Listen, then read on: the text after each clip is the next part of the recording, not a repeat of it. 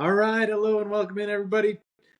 Tonight we have a very special pod for you. We're hitting up the running back tiers. So, the last few weeks we've gone over quarterbacks, some wide receivers. Now, our chance to go over the beloved bell cows and the handcuffs, baby. Our running backs. Caleb, how you feeling about tonight? Good. You didn't hit with your typical intro there, Garrett. I was kind of shocked. I know. A little. No, I'm Garrett Daigle with me always. We're gonna circle back around to that. Maybe I'll do it at the end this time. Oh, okay. No. Running But back. Caleb is right. This is the Titans of Fantasy podcast. I'm Garrett Daigle. With me is Caleb Armstrong. Oh, thank you. There we go. All right. We are breaking down running back rankings and tiers today. Ba-ba-ba. Garrett and I were talking. Based off our tiers, when we do maybe our draft strategy podcast, we might, you might see a little different strategy than we normally done the past year. Mm-hmm. With that being said, let's dig into this. All Garrett, right. we're going to do the same thing as before, guys, where we each have gone through, ranked our players the way we feel like they will finish based on kind of ADP or where we just think they're going to finish the year as, or possibility to finish the year as, and then also based on their tiers. We've kind of hit the nail on the head a little bit here about tier-based drafting and like how, guys, if you view in this tier, you might be able to wait a little bit and grab them the same tier rank, but in a round or two possibly later. So Garrett, with that, give me your first tier. Yeah. So for me, this first tier for running backs this season, I view this as like a three-headed monster right at the top. These guys are all pretty close to each other. We've seen, two of them be absolute fantasy superstars the last few years. Christian McCaffrey at 1, Austin Eckler at 2, and the newcomer, rookie Bijan Robinson at 3. I think right now it seems like most people have McCaffrey and Eckler pretty much consensus top 2. Bijan, I think for a lot of people, will float kind of around the first round, somewhere in the anywhere from pick 3, 4 to pick 10. And really, I think there's a lot of good reasons for him being kind of the breakout superstar from this year's rookie draft class. He goes to a really good position with the Falcons, a team that ran the ball more than any other team in the league last year. It doesn't matter the game script, they're going to be giving him the rock, and they're going to be generous about it. So he lands in a great spot, really good pass catcher, should see a little bit more passes thrown to the running backs this season. Last year with Marcus Mariota, him being a little bit more mobile, he would typically tuck it and run. So instead of dumping it down. So with Desmond Ridder there this year, really good opportunity for Bijan. Kale, how you feeling about your tier 1? My tier 1, yes, easy first choice, Chris McCaffrey. Second choice, Austin Eckler. Third choice, Bijan Robinson, like Garrett said. And then I have slipped in Saquon Barkley towards the end of my tier 1. Main reasoning being, Barkley has been healthy the past couple of years. He is a dual threat, but he's getting a 1-year type prove-it deal. And we've seen that's when guys really kind of, ball out and have that year, kind of like Josh Jacobs did last year, or they're on that contract year. I think Barkley is going to be giving it all this year.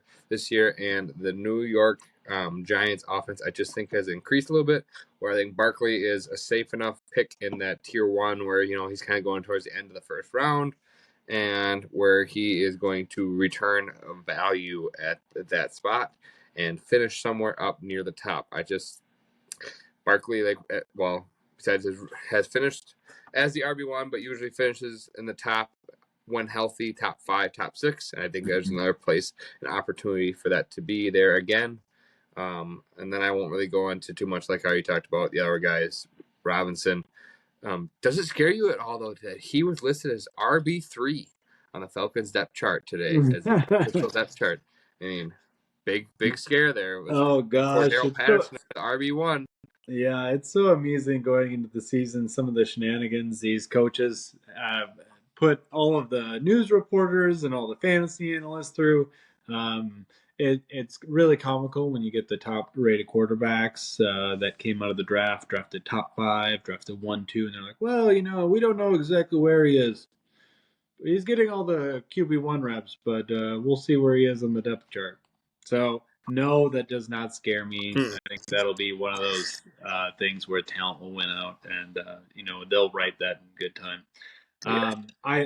Barkley being right there makes a lot of sense. He's been a elite running back for many years, and now that we've seen a good healthy season under his belt last year, like he bounced back pretty greatly. Tier two. For me, I have Barkley right at the top of it. He's my running back number 4. Then I have Nick Chubb, Derrick Henry, and Tony Pollard. So another smaller tier for me here. This takes me up from my running back 4 to running back 7. These guys all are kind of also in that range of mid to late first to somewhere in the second. Tony Pollard right now his ADP is 18, so that's a good opportunity where you can actually go around and grab 2 guys from this tier. You could grab Barkley or Chubb in the first, and then maybe Henry or Pollard in the second. Henry, we've seen a lot of great years out of him. It is a matter of time, though, until we have that that fall off.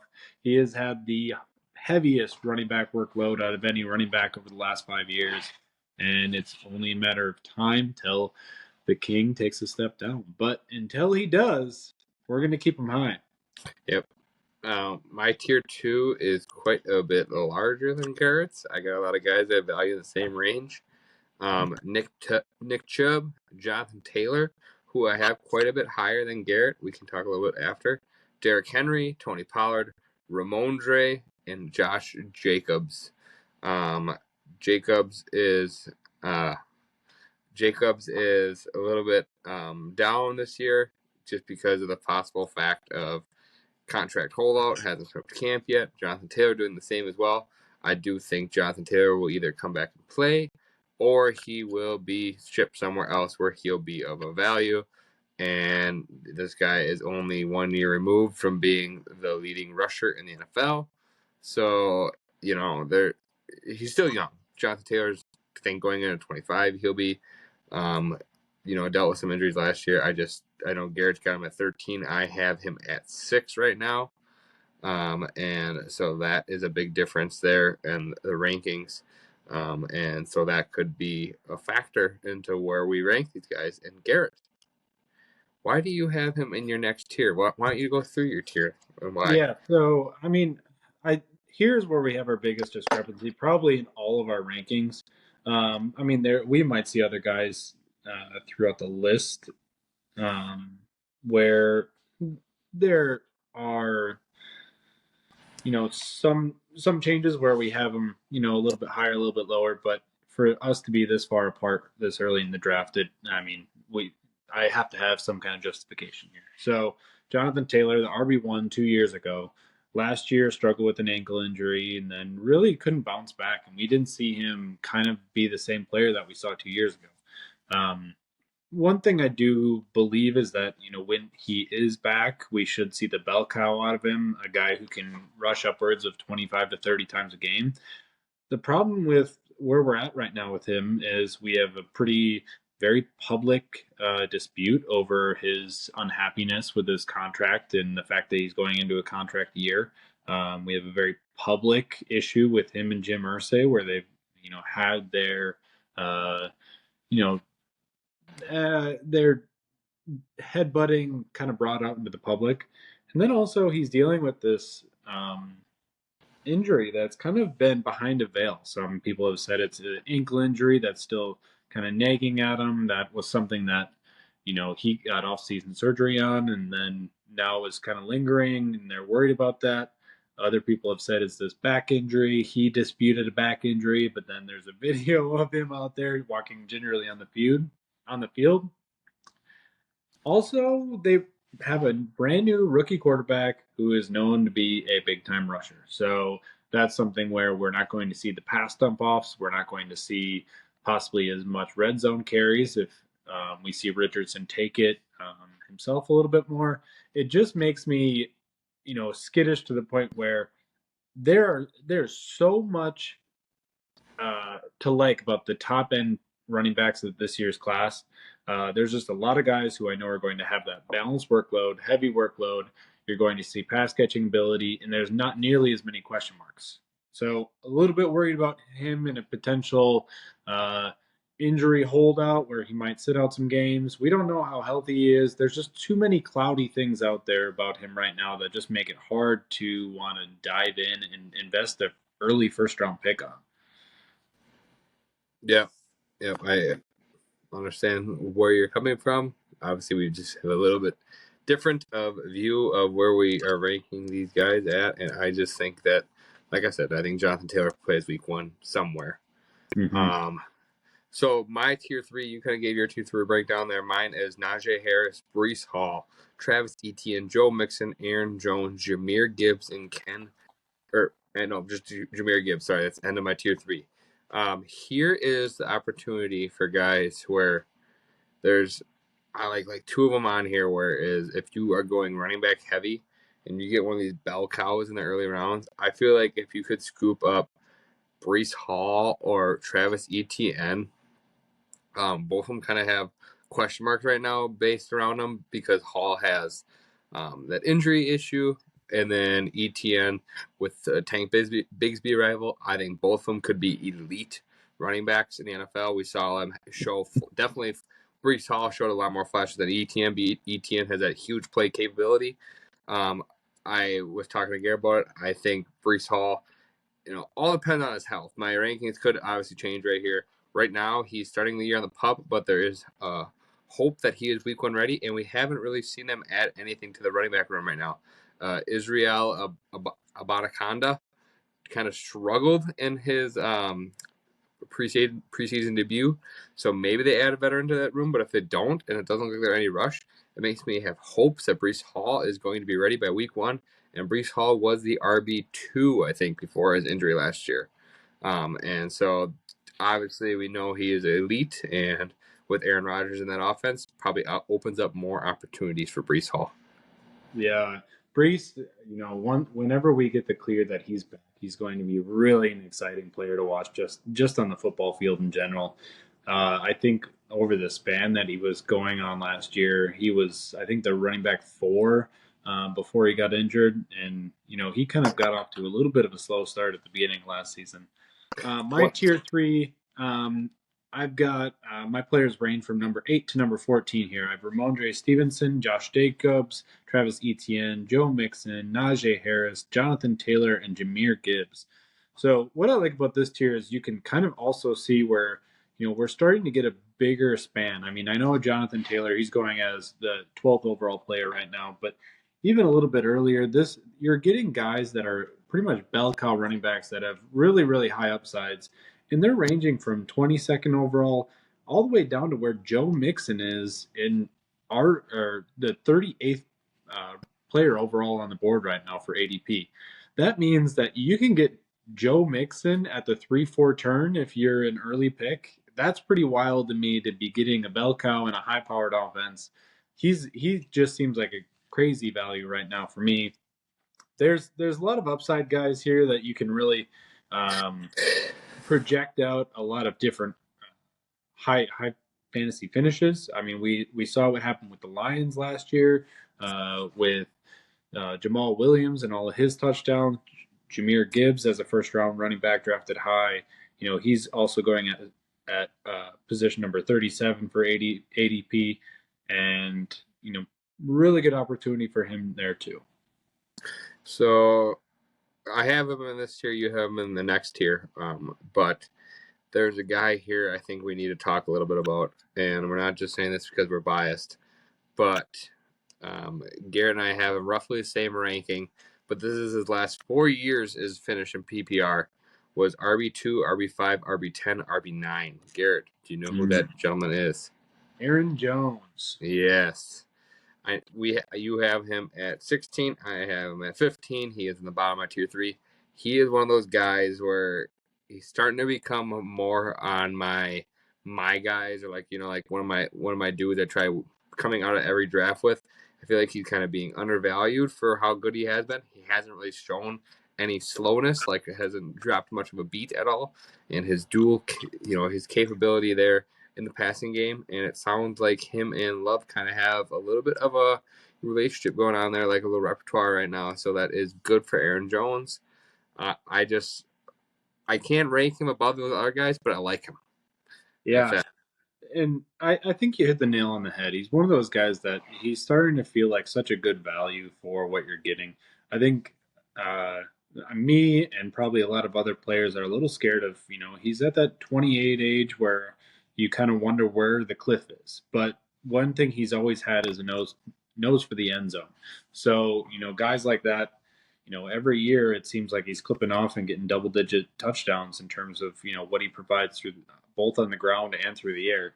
Last year, he had over 70 targets. He hauled in 59 catches and 5 touchdowns through the air. Last year, he had 6 touchdowns through the air. It's like, hey, as a rookie QB in Jordan Love, what do you look for? You look for your safety blanket in the offense. If you're just trying to get acclimated and you're trying to hit the ground running, you have guys like that, veterans in the offense that you can count on. Aaron Jones is that guy. he also had his most rushing yards of his career last year, Garrett. So that's Mm. one thing to point out there too. So I mean, he's actually only ever gotten better for his rushing yards. So that is quite impressive there on that as well. I'm not going to go too much more into depth on that. Get into my tier 4. So my tier 4, I told you Aaron Jones is right on the cusp. My tier 4 starts off with Ken Walker III, J.K. Dobbins, Alexander Madison, Javonte Williams, Cam Akers, James Conner, Damian Pierce, and Miles Sanders rounds out my tier 4. One, Kale, go I ahead. I think one guy, we've touched on a little bit privately, but can you go over your ranking of Javonte Williams and why you have him all the way up here at 20? I think right now it looks like the consensus is at running back 27, 69th overall. Okay. Yes, I have Javonte pretty high up on my list, mainly due to the reason it sounds like he is healthy. And a healthy Javonte Williams would probably be falling around prior to injury, like last year, probably right around that same area. He'd be falling around probably RB12-ish range. If given healthy, we saw Javonte Williams really shine as a rookie. Last year, come out, have 20 receptions, I think it said, in the first 4 games or whatever. So we saw him get a lot of the receiving work, had that nasty injury. But he is going to play in the preseason game. So that is proving that he is at least healthy enough and cleared enough to play. If he comes out and looks like, kind of like his old self, I guarantee you his ADP is going to skyrocket of like where he's at in the running back range. Right now, his current ADP is what, Garrett? He's going late 7th round, I think, right now. 68th overall. Okay. So yeah, right around that round, yeah, 7-ish range. And me and Garrett were kind of both talking about it. We could see him. Oh, what was that? Did you say something? Oh, okay. And we could both see him being in the end of round 4. Given if he's healthy by the time the year starts. Say he has a couple good preseason games. So yeah, I'm higher on Javonte Williams. I just think that Samaje Perine is obviously a good back there, but I think that there is enough room there for both of them to be relevant. And I think Javonte, it sounds like Sean Payton really likes him so far. So that's one. And then another guy I have quite a bit higher ranked than you is Alexander Madison. Alexander Madison is starting to become one of those guys. Again, I had him farther down in my rankings because of the season. The more and more you hear, the more and more you see, they aren't looking to replace him, even with all these big veterans out there on the board still. All they talk about is the competition between the backups right now. And KOC, Kevin O'Connell, really keeps talking about how Alexander Madison is used as a third down back. And yes, I get he had a low yards per carry. That was on his overall touches. Every game he started last year, he finished as an RB1. So we've seen this time and time again. When Alexander Madison gets the full keys of the kingdom, he puts up around 19 points per game. And he has what he does is he has very good hands and he's a good receiving back. We've seen Dalvin Cook get a lot of work. There's going to be a lot less vacant targets there, and also 250 vacant rushing attempts. Not saying they all go to Madison, but right now it looks like he's going to get the bulk. I feel like right now he is at a good spot there with his ADP of RB21, and I feel like you could, get something out of him there a little bit. So Yeah, I'm a little bit down on him. I think where my hesitancy comes from is I know he was not as efficient as a lot of people had hoped when they looked at some of his underlying numbers. Um, so he's going as the running back 21. I have him as the running back 27. So, I'm roughly a round or two behind where the group's at. Really, for me, it's just preference over some of the other guys in the range and some of their upside. I wonder if, we're running into a situation where I think of a few years back when Mike Davis made the move from Carolina over to Atlanta, and everybody was saying, hey, look how great he was filling in for Christian McCaffrey with Carolina. He's going to do the same thing with Atlanta. That's a great opportunity, good offense, good passing offense. He's going to catch passes there. And then he was a 10 points per week kind of guy where you were just like, hey, this is okay, but it's certainly not helping me win week in, week out. So I'm just trying to temper my expectations a little bit from Madison and not get too, caught up in some of the hype. Um, sorry. My tier 5 here, I run from my running back 23 to my running back 30. I have Rashad White, Alvin Kamara. Oh, you know what? We talked about your tier 4, but we didn't go over mine quite yet. I had Ken Walker. So starting at my tier 4, it's Ken Walker, Aaron Jones, Breece Hall, Dameon Pierce, Miles Sanders, James Conner, J.K. Dobbins, and Cam Akers. Sorry about that. I know I kind of jumped over because I have Javante and Alexander Madison a tier down, so I was just lining up on that. And really, of this group, I think a guy that I want to look at and just point out is Dameon Pierce. We looked at his situation last year. He came in. He was a really good pass protector. He was earning his job in the third down role. Ran really well. Had a good broken tackle rate. And now we have a better opportunity in this offense for him to get some touchdown opportunity with hopefully them, taking another step forward, bringing in that high drafted rookie. Um, he got a lot of carries last year, and we're hoping he takes the next step. I really like kind of where he's at and kind of where you can get him there. And that whole tier is kind of guys that have shown bell cow potential, have shown stretches where they really have carried the rock quite a bit, and they have performed very well. But a little bit of question marks with all of them. And guys that if you go wide receiver heavy early on, I'd be pretty happy taking any of these guys to be my RB1 or RB2. Mm-hmm. For sure. Tier 5, which you already got started on. I will go over mine quickly. My tier 5, I have pretty small, from 25 to 28. And I just feel like these are kind of guys who have that ability to move way up higher on the list because they're all pretty dual threat guys. And my tier 5 is starting off with Rashad White, Alvin Kamara, James Cook, and Dalvin Cook. So both Cooks, actually back and forth I have them side by side. I guess the biggest standout in that tier probably would be Dalvin right now. Dalvin is unsigned, free agent, not on a team. Not usually good for what you want to draft a guy who I have ranked him at RB28. The thing with Dalvin is seems like he's holding out and going to sign with a team that A, needs a running back, or B, is going to be contending and going to pay him.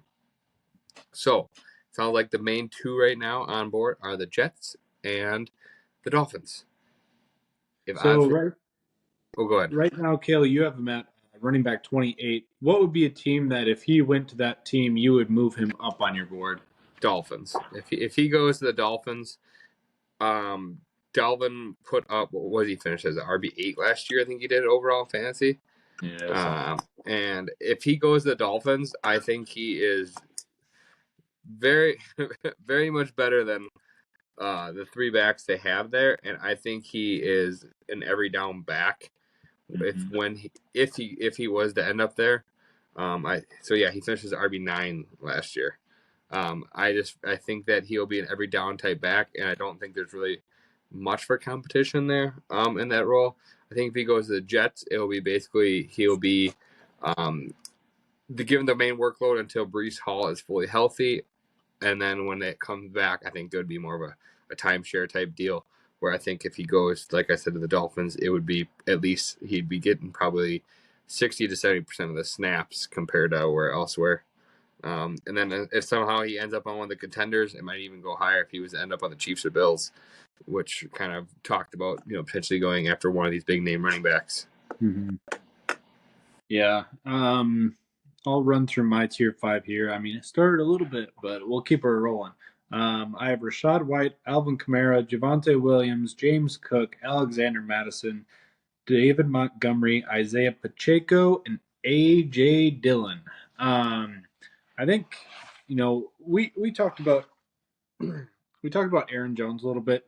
I think A.J. Dillon's primed kind of in a position where, last year he was one of those sleeper guys that people were moving up and up on draft boards. They were hoping that he would kind of be the two A or 1A, 1B to Aaron Jones and, just really have a good heavy workload in the offense. I think that can happen this year, and he's kind of he feels like a post type sleeper where last year we were so high on him, and when he kind of failed to deliver on that aspect, it drove his price point down now where you're getting him at 85th overall, RB 33 really feels like a discount, and it feels like an opportunity where if he does kind of give you that 10 to 15 carries a week and kind of take over as the primary rusher in that offense over Aaron Jones, then he could be giving you some good opportunities and good steady production that would be great to kind of fill out as your RB3 or your flex position. Yep, totally agree there. I think I have Dylan just below you there, kind of on the rankings. Mm-hmm. Yeah. So I'm gonna round it out here. This is gonna be the last tier we're gonna talk about is our tier 6, and these are kind of our drafting them for late RB2 flex type guys with potential, or top handcuffs. I would say. My 6 goes from 29 down to 34, and it is David Montgomery, DeAndre Swift, Isaiah Pacheco, Brian Robinson Jr., Rashad Penny, and A.J. Dillon. I actually have both Eagles in this list because right now Penny and Swift we're hearing mumbles about. Not really hearing who's winning over that role. It sounds like Penny's kind of taking more of the RB1 snaps. I think Penny has an opportunity if he was to get most of the carries in that offense that, he's just one big play away from having a huge fantasy day.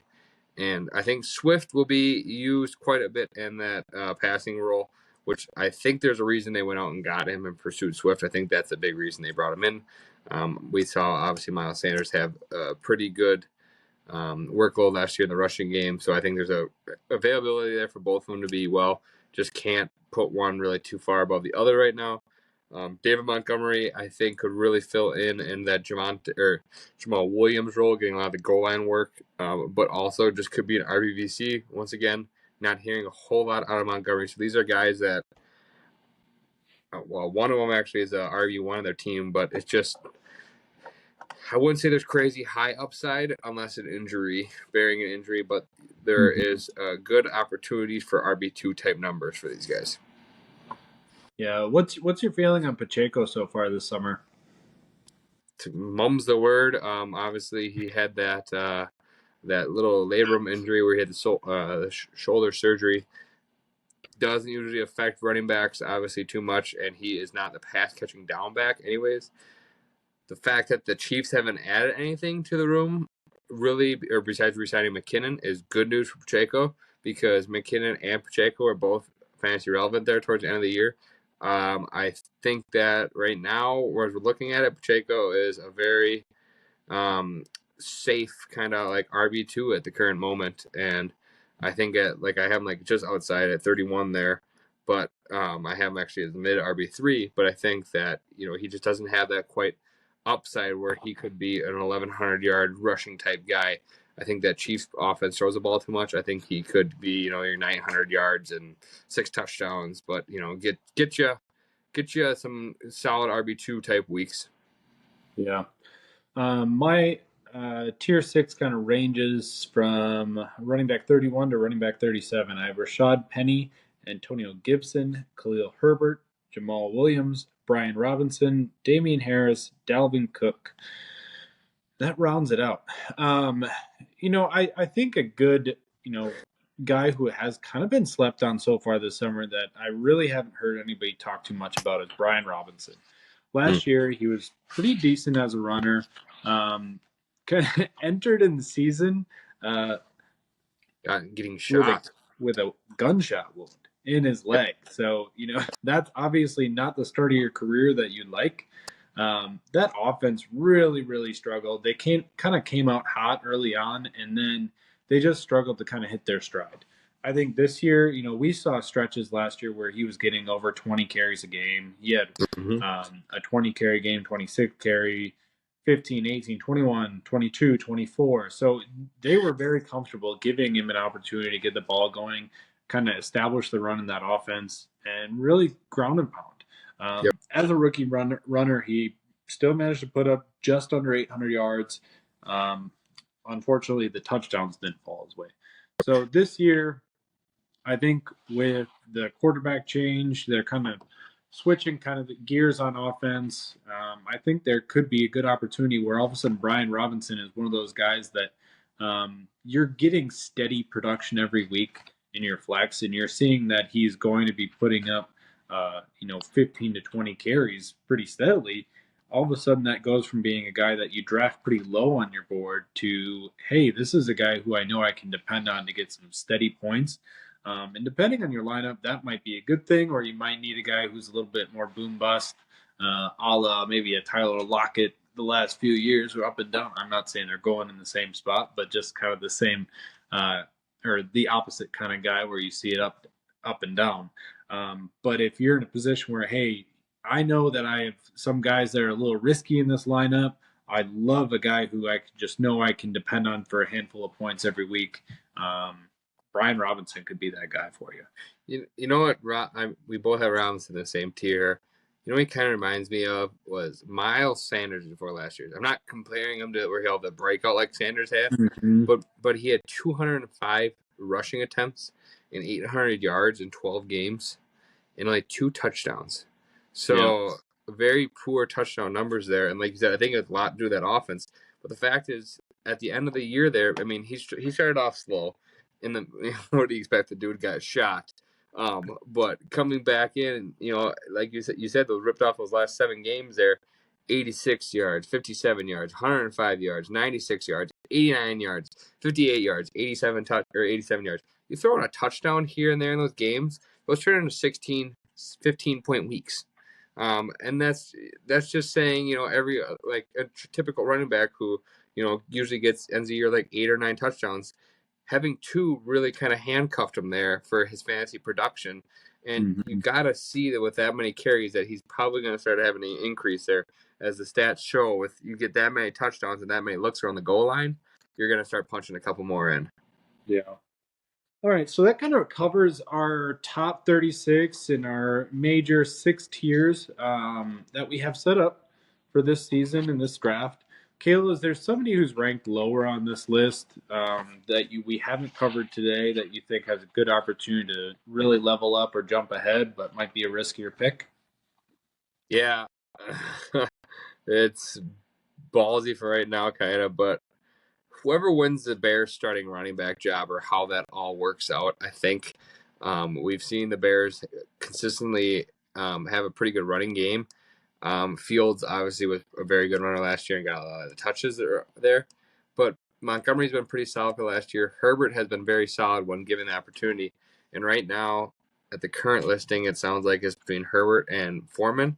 I just think if one of them to go down with an injury or one of them comes out and is announced the week 1 starter, I think one of those guys could see their value increase based off of how the Bears were the number one rushing team in the league last year. So, there's room there for them to get touches. It's just who is the real question mark right now. After that, you're getting a lot of like we talked about, these top handcuff guys, which are all pretty much going to be injury dependent for now. Yeah, I mean I would agree that Bears that the opportunity that lies with the Bears rushing attack, they're gonna establish their run. Fields really had a ton of rush attempts last year, and I think they're gonna try to move that ball over to one of their bulls on the offense. If one of those guys can kind of seize that role and really take off, they're gonna have a great opportunity. And another guy I think I'd like to point out in this next group is Zach Charbonnet. He's dealing with a shoulder issue right now, and it sounds like he's going to be out kind of through a lot of camp here. But he was a second round pick. A lot of people liked him as a fringe first rounder going into the draft, and Yep. then he gets taken by Seattle. It's really kind of a you clench your fist and you get kind of get frustrated about it because Kenneth Walker was a second round pick last year and he really popped off and did extremely well. Now, we don't exactly know how they're going to roll out their offense, but typically it's a one man show for a lot of, whoever Carroll has out on the field is going to run the ball quite a bit. So if Ken Walker has any other injury troubles like he had a little bit last year and like he's going through right now, I believe he is at a groin strain. Yes.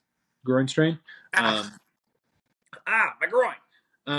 If that lingers at all, Zach Charbonnet could be one of those picks that all of a sudden he is rocketing up boards and he's providing you RB2 value or RB1 value through a good chunk of the season. That offense is, it was already really good last year, and now they added more pieces to make it even more, electrifying or powerful or however you want to state it. There's tools in that offense to be exciting. So Zach Charbonnet could level up. He's going in the hundreds right now, so double digit, probably close to double digit rounds. Yeah, like just like you talk about here with these running backs, everybody wants a little piece of the Seattle running backs because they usually finish pretty high up on the board. For all you dynasty owners out there, if you've been paying attention at all, Kenny McIntosh flew up the trending page when both Charbonnet and Walker went down on the same day.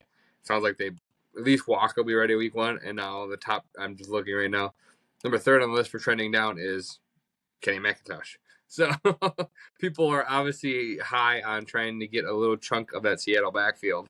And like you said, Charbonnet was on a lot of people's targets for being a bell cow if he went somewhere. And then when he got drafted by Seattle, it not only killed his value, it killed Walker's value. Like, where would you put Walker, Garrett, on this list if Charbonnet wasn't there? Like, he has to be up in that Nick Chubb range, right? Like, he was a fringe first rounder. Yeah, first rounder. Absolutely. I mean, he was like, there's a guy again like the ETN type standard. Like, Walker's not gonna like just ground and pound get you like 20 carries for like 100 yards, big, and have like 5 yards per carry type deal. No, he's gonna like get 1, get 2, and all of a sudden, boom, get you 36 on a carry, or boom, get you 40 and a touchdown. It's like he is that type of player where he wins you weeks on big runs, and that's the way he was. But he was doing it at a consistent level where he was very fantasy relevant. I think he was like RB7 there when he took over for Penny at the time, and yeah, he was like in the dynasty standards again. He was on that dynasty tier 1 type platform for running backs. He was like you could probably put him or Hall at 2 or 3. That's the way they were kind of rotating there, all before Charbonnet gets drafted and just plummets them both. Yeah. Oh man, what could have been? What could have been? Hey, great for their team, bad for fantasy. That's just the way it goes sometimes. And obviously, coaches are going to care about fantasy. So yeah, but he took over week 6, and from week 6 till the end of the year last year, he was RB6. Oh, yeah. Gosh. Yeah, and that's with limited pass catching upside. That was just big plays for the most part. Absolutely. So, well, we're getting off track. We're Won't Yeah. dig too deep into that stuff, but No, running backs are exciting, so it's fun to kind of spitball and talk about what could be, and the opportunities that possess in front of some of these running backs and where they're going in the draft. But we're excited about these guys. We're excited about next week. We're probably going to cover tight ends, and then that section will probably be a little shorter, so we'll have a little bit extra for you next week to go with it. But thanks everybody for tuning in. And if you have any questions, any follow ups, anything you disagree on, let us know and we'll engage with you. We'll see you next week.